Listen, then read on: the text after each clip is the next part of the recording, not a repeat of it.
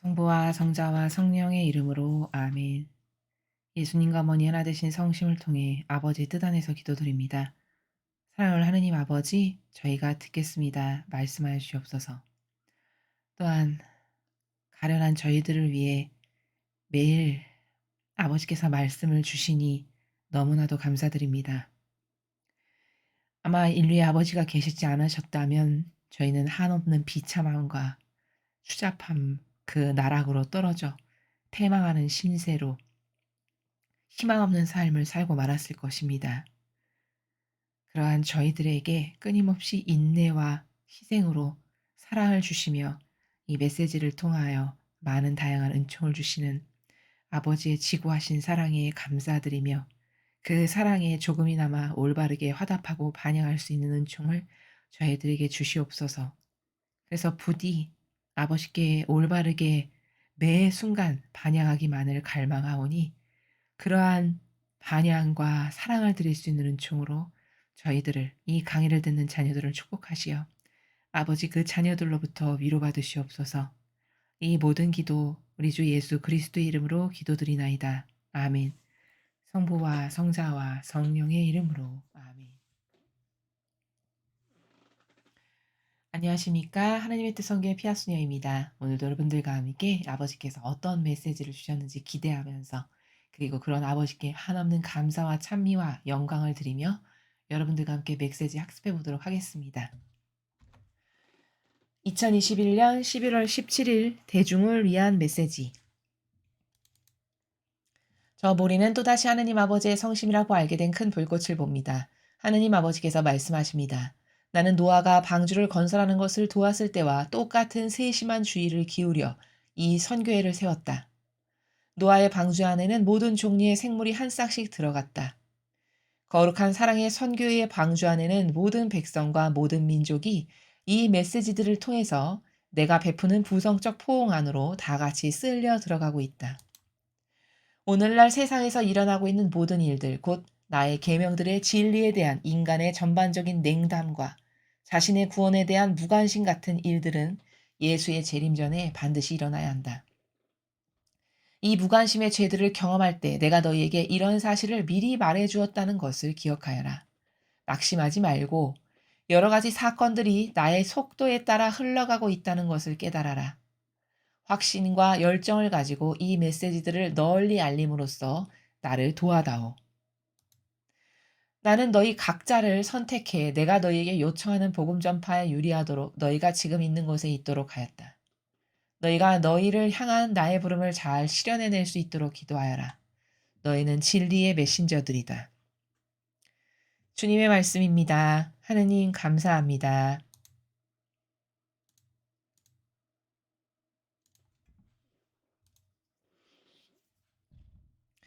어, 그 세상에 대한 이해, 그리고 나에 대한 이해, 영적인 것에 대한 이해, 이런 복합적이고 다중적인 이해가 인간에게는 참으로 부족하죠. 단편적으로 그냥 하나만 보고 게다가 단정까지 하고 교만까지 하고 자만까지 한다면 이런 인간은 이런 하느님의 엄청나신 놀라운 원리의 다양하고 다중적인 관점의 나라를 이해하기란 참으로 어려운 겁니다.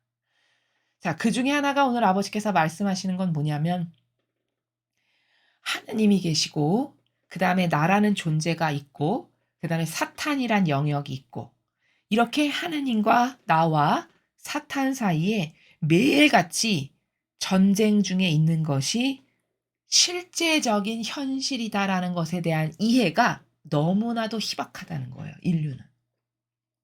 그냥 고작 이해라는 게 내가 맨날 밥 먹고 살아가는 이 좁아 터지고 단순한 다람쥐 쳇바퀴 도는 듯한 요 나라, 요 범주가 인간이라고 하는 내 존재가 이해하면서 살아가는 나라가 요게 다라는 거죠. 이러면은 거시적이고 원리적이고 거대한 이 원리의 근거에서 매일같이 무엇인가 벌어지고 있고 행해지는 이 신적인 나라를 이해하기란 참으로 어려워지는 겁니다. 그러다 보면 맨날 마귀에게 유린당하거나 당하거나 혹은 나에 대한 하느님의 계획이나 뜻을 이루어드리는 이런 거시적 목표에 대한 인생의 삶을 살아가지 못하고 그저 맨날 단순한 요 근시안적인 나의 현재의 이기심, 자애심, 사욕, 욕망 요것만에 그냥 올인하면서 살다가 아무런 하느님과 관련된 열매는 맺지도 못하고 인생을 마감하는 이런 삶으로 치닫게 되는 것이죠.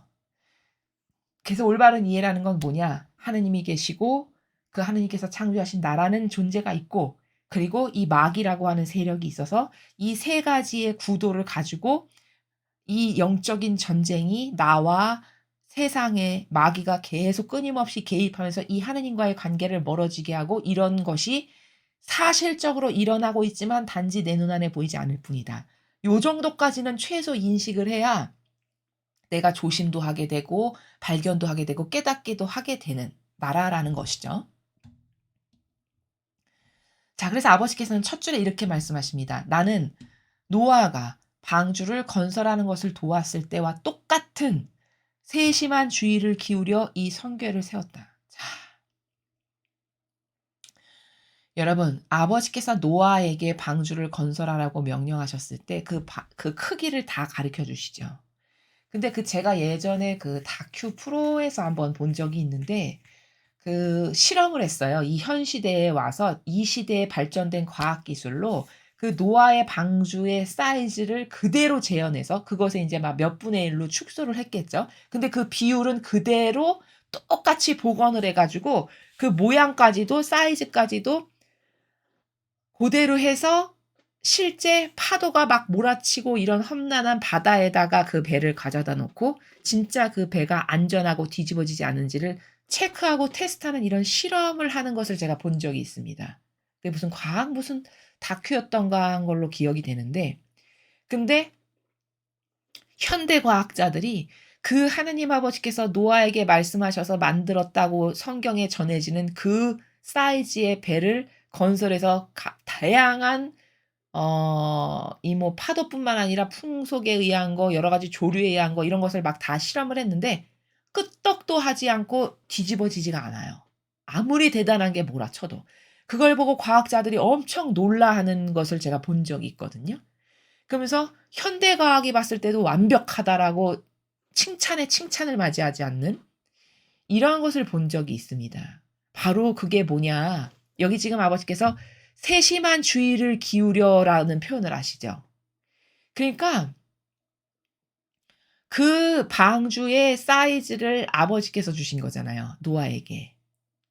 그러면 그 하느님 아버지께서 얼마나 완벽하신 분인지를 그분이 명하셔서 만든 방주 하나만을 가지고 역추적으로 하느님이 위대하신 분이라는 걸 깨달을 수 있어야 되는 거예요. 아, 아버지가 이렇게 퍼펙트하고 완벽한 그 시대에 과학이라는 게 뭐가 있었겠습니까? 그쵸? 과학의 과자도 모르던 시대였을 겁니다. 노아가 살아가던 시대. 그저 그냥 간의 수공업으로 땅에서 일궈서 뭐 파서 캐먹는 이게 다였을 거 아니겠어요. 농경도 뭐 지금처럼 발전한 농경 시대는 당연히 아니었을 거고. 이런 시대였는데 그런 시대에 배를 만들어서 이렇게 건축해라라고 가르쳐 주신 그 사이즈대로 했더니 현대과학 기술이 별의별 시험을 다 해도 아무리 센 파도가 몰아치고 들이닥쳐도 균형이 너무 잘 잡혀서 그게 쓰러지질 않아요. 전복이 안 됩니다. 아버지는 이렇게 위대하신 분이세요. 그 모든 것을 통찰하고 꿰뚫고 다 알고 계신 주인이시란 말이죠. 그 배를 만들라고 명령하신 그분이 얼마나 대단하신 분인지는 이 배 하나를 가지고도 역추적으로 깨닫고 발견할 수 있어야 되는 게 올바른 지력을 가진 인간의 지성적 마인드라는 거예요. 그러면 그렇게 세심한 주의를 기울여서 방주를 건설하는 것을 아버지께서 도우셨다고 했죠. 근데 그때랑 똑같이 지금도 세심한 주의를 기울여서 이 마라나타 성지에 이 선교회를 세우셨다는 거예요. 왜 그렇게 하셨을까요? 마지막 인류의 성화 시대에 데리고 갈 아버지께서 그 성화의 시대의 주역이 돼서 끌고 갈 인류 그래서 구원되게 할 인류를 이 선교에서 주시는 엄청난 은총을 통해서 양육하시고 골라내시고 선별하시고 이렇게 하시려고요. 그런데 감히 이러한 선교회를 비방하고 뭐 가짜네, 뭐 인준이 안 났네, 믿을 수가 없네 이렇게 한다. 그럼 그 얼마나 저주를 스스로 불러들이는 길인가요, 그렇죠? 이렇게까지 말씀하시는데 이게 가짜다. 감히 그럼 가짜면 도대체 뭐에 근거해서 가짜냐고 묻고 싶어요. 아니 당신이 이렇게 가짜고 뭐 인준이 받아야만 진짜고 뭐 허가가 안 났고 이렇게 해서 가짜라고 한다면은 그 가짜라고 하는 건 무엇에 근거해서 가짜라고 하냔 말이죠. 그쵸? 우리는 성경에 근거해서 말을 해요. 진짜라고. 왜? 성경에 나오는 수많은 예수님께서 가르쳐 주시는 원리들이 있어요. 그 원리에 근거하면 그럴듯해 보이는 것치고 진짜인 것이 단 하나도 없었습니다. 그렇죠? 그게 원리예요. 성경에 나오는. 그럼 마찬가지로 예수님도 그러셔서 그렇게 허름하고 볼품없게 오신 거예요. 그 원리에 근거하여서. 아버지는 통상적으로 있어 보인다, 그럴듯한다, 번쩍거린다, 빛난다 이런 곳에 황금을 숨기시질 않아요. 성경을 보면. 그렇죠. 그러면 오히려 그 성경을 똑바로 인식하는 사람이라면 번쩍거리고 있어 보이고 그럴듯하고 거룩해 보이는 것은 더 두려워하고 조심스럽게 다가가야 되는 거거든요. '혹시 저거 가짜 아니야?' 이렇게. 왜? 성경에 그렇게 가르쳐 주고 계시니까. 그 원리가 성경에 나오니까. 근데 성경을 너무 모르니까 온통 거꾸로 생각해요. 기준이 다 뒤바뀌었어요. 그리고 그 기준이 성경적인 게 아닌데도 불구하고 그게 맞대요. 그 뒍집이 우겨요 박박. 그럼 도대체 이게 어떻게 지력 있는 인간이라고 할 수가 있는 것이냐는 거죠. 그렇죠? 그러면서 또 자기는 신앙인이래요. 또 하느님을 믿는대요. 그럼 이게 도대체 앞뒤도 안 맞고 논리적이지도 않고 과학적이지도 않고 자신이 그런 존재인지조차도 깨닫지를 못해요. 그 정도로 엉망진창인데. 그럼 어디부터 손을 대서 고쳐야 되냐는 말이죠. 이런 지경이면. 현 시대 인류가 이런 상태인 겁니다. 게다가 겸손마저도 없어. 정직성마저도 없어. 그러면 그런 영혼을 누가 고쳐주겠어요? 그렇죠. 누가 그 영혼에게 가까이 다가가서 당신의 사고방식은 이렇게 이런 게 잘못됐으니까 내가 고쳐줄게요. 누가 그걸 다가가서 고쳐주겠습니까? 거기 정직마저도 없다면. 바로 이렇게 지금 아버지께서는 이렇게 내가 노아 때 세심한 주의를 기울여서 그 엄청 오랜 기간 동안 물 위에 떠 있어도 전복되지 않을 방주를 만들 수 있도록 내가 노아에게 사이즈를 다 가르쳐 줘서 이렇게 한 것처럼 이 선교에도 지금 세심한 주의를 기울여서 내가 세웠단다. 이렇게 말씀을 하시는 거예요. 노아의 방주 안에는 모든 종류의 생물이 한 쌍씩 들어갔다. 자, 왜 모든 종류의 생물을 한 쌍씩 그 방주에다 넣고 살리셨을까요? 창조 때 하느님께서 만드신 그 종류 하나만큼은 살리셔서 그 종류마다 전승되게 해야 되니까. 완전히 멸망시키면 다 싸그리 밀어버려서 황무지가 되게 하면 그러면 창조 때 아버지께서 세우시고자 하는 계획이 좌절되잖아요. 그러니까 최소 한 쌍씩은 창조 때 아버지께서 만드셨던 것을 거기다가 들어가게 해서 다른 건 다 죽어도 개로부터 그 만들어 주셔서 선택하신 그 동물로부터 다시 이어지게 하시려고 그러려고 한 쌍씩 살리신 거죠. 거룩한 사랑의 선교의 방주 안에는 모든 백성과 모든 민족이 이 메시지들을 통해서 내가 베푸는 부성적 포옥 안으로 다 같이 쓸려 들어가고 있다. 그래서 세심한 주의를 기울여서 이 선교회를 만드셨고 그리고 만드신 이유는 이게 이 선교회가 방주라는 거예요. 여기서 주시는 이 메시지와 차고 넘치는 이 은총과 축복들이 마지막 시대에 살아남을 우리의 영혼을 보호하고 지켜주실 방주라는 겁니다. 근데 그 방주 안에는 모든 백성과 모든 민족이 이 메시지를 통해서 내가 베푸는 부성적 포옹 안으로 다 같이 쓸려 들어가고 있다. 근데 이 메시지를 믿어. 아, 이게 참되구나. 이게 진실이구나. 이게 사실이구나. 해서 믿는 영혼들은 그 방주 안으로 이렇게 지금 쓸려서 들어가고 있대요. 믿지도 않는데 강제로 끌고 들어갈 수는 없잖아요. 그렇죠? 아버지는 통상 그렇게 하질 않으세요. 그게 신적인 방법이에요. 억지로 강제로 이렇게 하시지 않으세요. 왜? 사랑은 강요가 아니거든요. 그래서 알려는 주시지만 이런 게 잘못됐다. 이거 틀렸다. 이렇게 하면 죽는다. 이것을 알려는 주시지만 소의 콧대를 끌어서 억지로 끌고 끌어당기듯이 그렇게 해서 구원하진 않으세요. 절대. 그렇기 때문에 여기 지금 다 같이 쓸려 들어가고 있다는 이 나라는 전 세계로 지금 이 메시지가 하느님께서 말씀하시기 때문에 전 세계로 나가잖아요. 그럼 75억이 들었는데 들어서 똑바로 반영해서 여기에 화답하고 저는 여기 하나 되겠습니다. 이것만을 믿습니다 해서 자유의지로 똑바로 결정한 영혼들은 이 방주 안으로 이렇게 지금 휩쓸려서 들어가고 있다고 말씀하시는 거예요. 오늘날 세상에서 일어나고 있는 모든 일들, 곧 나의 계명들의 진리에 대한 인간의 전반적인 냉담과 자신의 구원에 대한 무관심 같은 일들은 예수의 재림 전에 반드시 일어나야 한다. 자, 그러니까 우리가 지금 너무나도 어떻게 이 지경이 됐나 세상이 이렇게 한탄할 만큼 요즘 세상이 그 어떤 시대하고도 비교할 수 없을 만큼 구원에 대해서 무관심해요. 또 전반적인 냉담, 냉랭해요. 하느님 아버지의 이런 말씀과 은총에. 그러니까 인류가 75억인데 고작 이 성지에 오는 인구는 10,000명이 채 안 되는 이 지경이에요.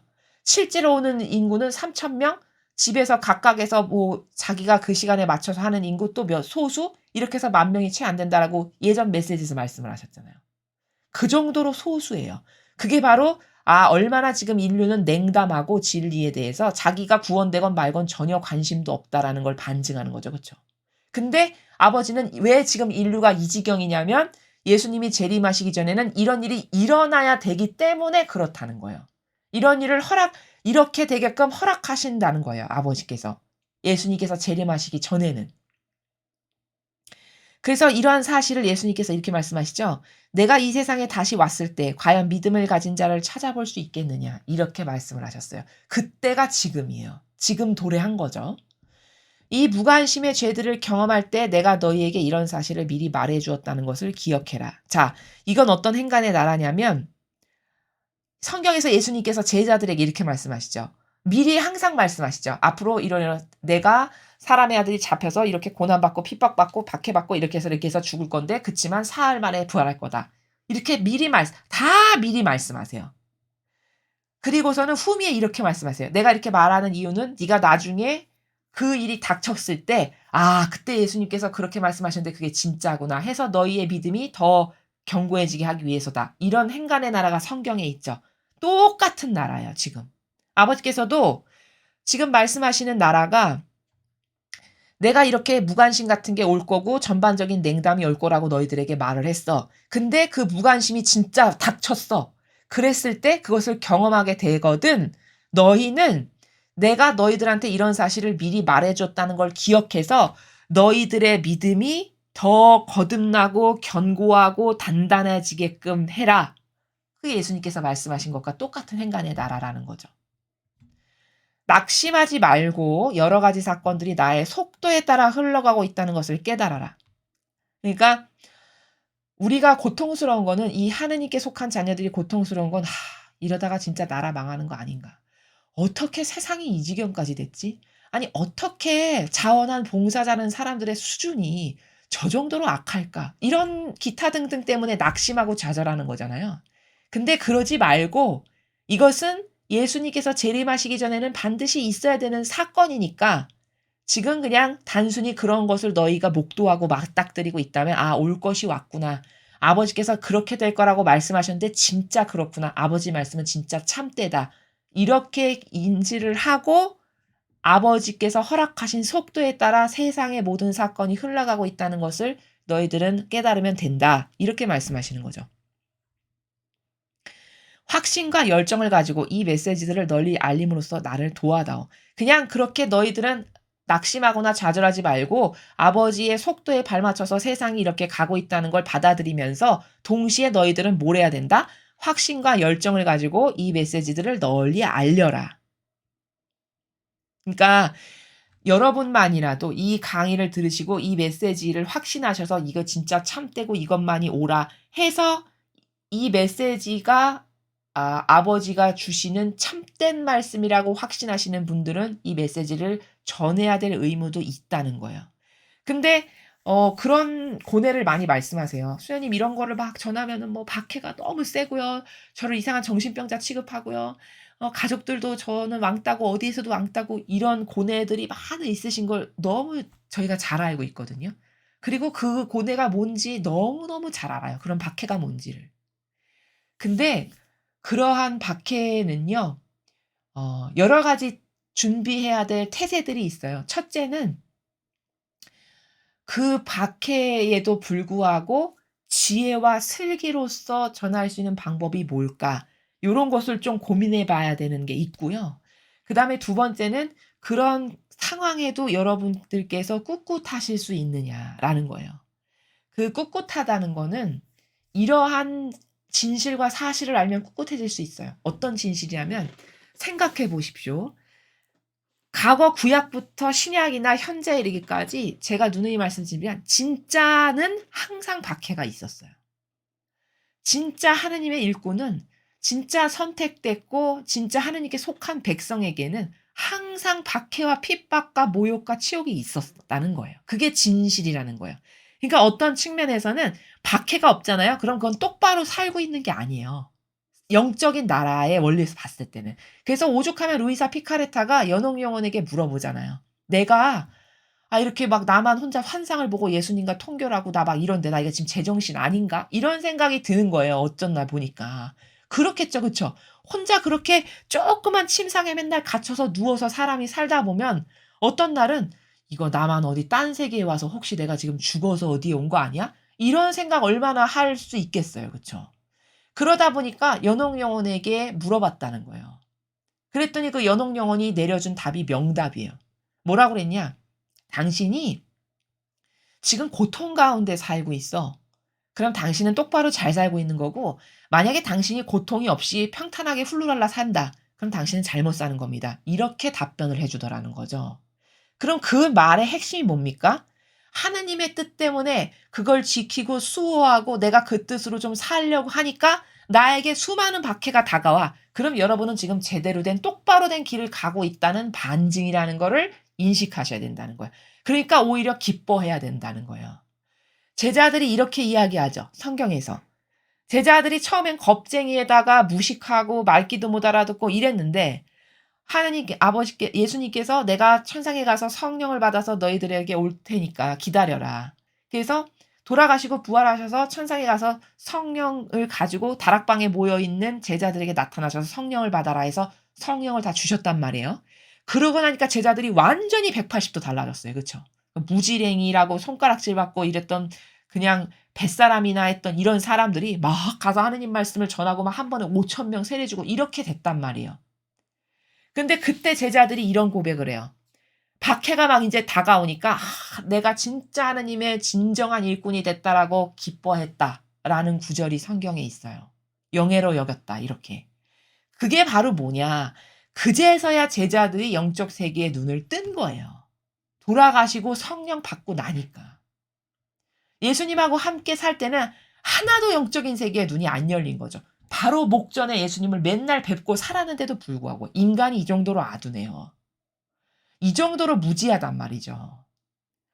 이 정도로 인간적인 것에 갇히면 같이 살아도 모른다는 거예요. 근데 돌아가시고 은총을 받고 나니까 그제서야 눈과 귀가 영안이 뚫리고 열려서 똑바로 된 반향을 그때서부터 하기 시작하잖아요. 그때서부터 하느님의 일을 똑바로 하기 시작하고 그때가 되니까 비로소 야, 나 진짜 하느님의 일꾼이 됐어. 기쁘고 행복하다. 찬미와 찬양을 드렸다. 이런 부분이 나온단 말이에요. 그럼 이거는 뭡니까? 그 박해가 있는 게 지극히 당연한 주님의 일꾼으로서의 삶이야. 라는 걸 그때서야 깨달았다는 말이잖아요. 마찬가지예요. 여러분들에게도 여러분 개인의 어떤 사욕과 욕망을 채우기 위해서가 아닌데 박해가 나에게 있다.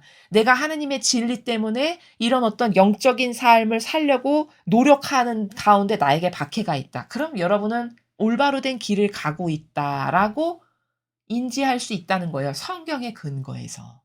근데 그거를 우울하다 혹은 내가 그래서 마음이 약해지고 나약해지고 낙담하게 된다 이러면 그때 마귀 왔구나 지금 나에게 이렇게 인식하면 된다는 거죠. 요게 영적인 팩트예요. 그래서 아버지께서도 확신과 열정을 가지고 이렇게 말씀하시는 거예요. 확신과 열정을 가지고. 왜?